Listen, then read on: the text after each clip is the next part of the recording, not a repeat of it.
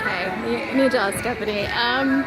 Not Ni Zhao, Wo Zhao. This, what you're seeing behind me, is, they call it square dancing, but it's really just dancing in the park. But honestly, I could watch this stuff for days.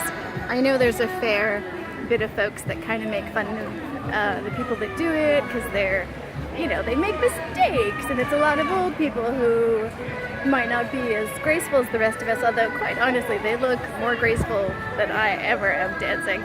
But I love it.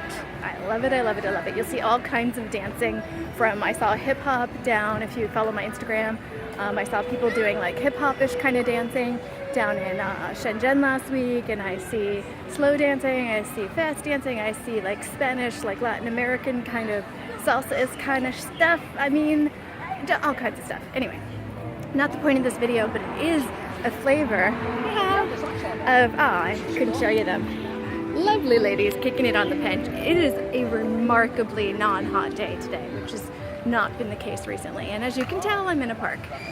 All right, so what's the point of this video? I suck. That's the point.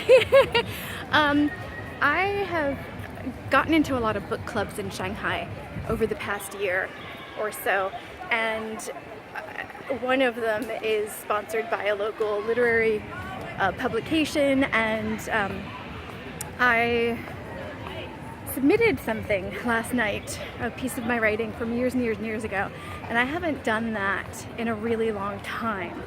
And having done a language shame video recently, it really was important to me to get past some of the stuff that was going on in my head as I was reading this short story and noticing how awful mostly my verb tenses, but not only, some of my collocations were really off.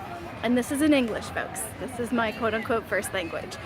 And I have always been someone who's been more into fluency than accuracy, but it didn't really ring as clear to me as it did last night as I was editing this piece that I actually worked on in this travel writing class that I took with someone from Lonely Planet travel anthology series. So I paid good money to be in this travel writing class. This is the piece I worked on, and yet, holy cow, was it confusing because of my grammatical mistakes.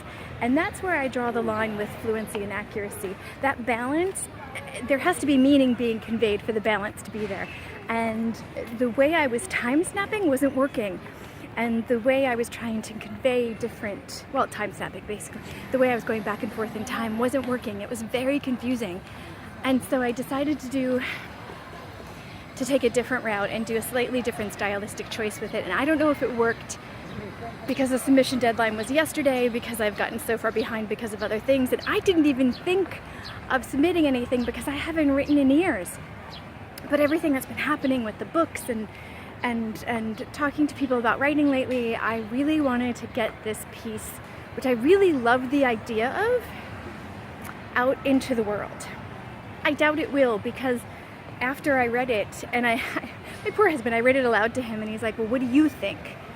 And I said, I feel like it's missing a heart. I feel like it's missing a depth. I feel like it's just cute and wants to show off how much I learned about the culture that I was in and that I was describing through a certain sub part of the culture. So I felt like it doesn't really pull personally. It doesn't pull, it doesn't go into depth, it just kind of sits there and is cute. And I feel like that was my writing style then, for sure, definitely. I doubt any of you guys were part of my audience then, but I used to do a travel zine in the early aughts called Just Traveling, and it was all very cute stuff. It was all very first year, isn't this quirky, oh look how local I'm getting, kind of cute stuff. And I don't really feel like I'm there anymore. Not just because I'm not in the first year in a place, but because I just feel like I want so much more depth. I feel like at the time it was fun and it was freeing and it was just fun. And I feel like I want more depth and more intimacy in so many different areas of my life. And I don't feel like this particular piece does that. Can it be worked to do that? Probably. Did I have time last night when I got home at 10 o'clock and I assumed the deadline was midnight? No. And that's my own fault for misscheduling stuff. Again, do we see a trend? But what I'm proud of is that I got over my embarrassment of how bad my grammar was. And that, my friends, is not easy. Because I used to think I was a good writer, and I still think some of my ideas, I have to sit down, I still think some of my ideas might be interesting, but I have a lot of shame over getting edited, getting my mistakes pointed out to me. And what's funny is I wrote this piece and I took that travel writing class before I taught heavily, and definitely before I taught writing to second language learners and just in general at the university level in the US. So I have a feeling the edits I was able to do last night happened because I had to teach my students who were doing this wrong how to do it right, and in part of that I had to learn and to really concentrate on helping them fix their errors that were causing communication issues.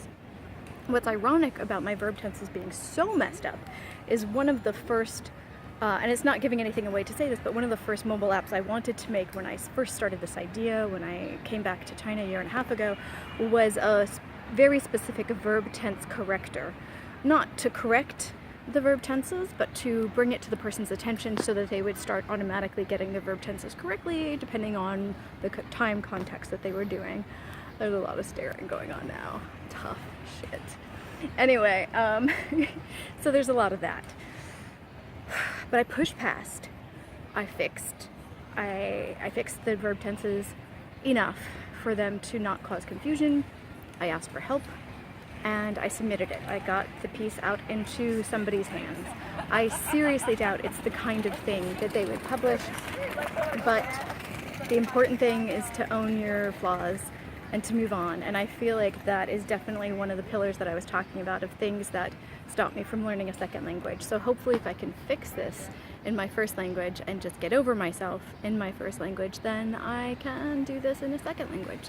So hopefully pushing past that last night will help me deal with my lack of attention to accuracy in hopefully my second language that's coming any time now, which is Putonghua, right?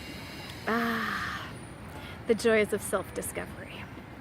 Anyway, so I wanted to share that with you guys. Can you hear that? I didn't even hear it for the first minute because I'm so used to construction. So used to construction. I love watching people play badminton. Do you see this over here? I could just spend all of my time in parks in Shanghai. I seriously could. I can't because, you know, there are other things to do, but my God, they're awesome. Anyway, I'm having a very happy China day today, if you haven't noticed. So that's all. That's all. Let's just do a quick turn around here. Ooh, I love doing those things. All right, so thanks for listening to my drivel, and I look forward to pushing past this with or without you. No, with you, because I really appreciate you guys. Thank you. Bye-bye.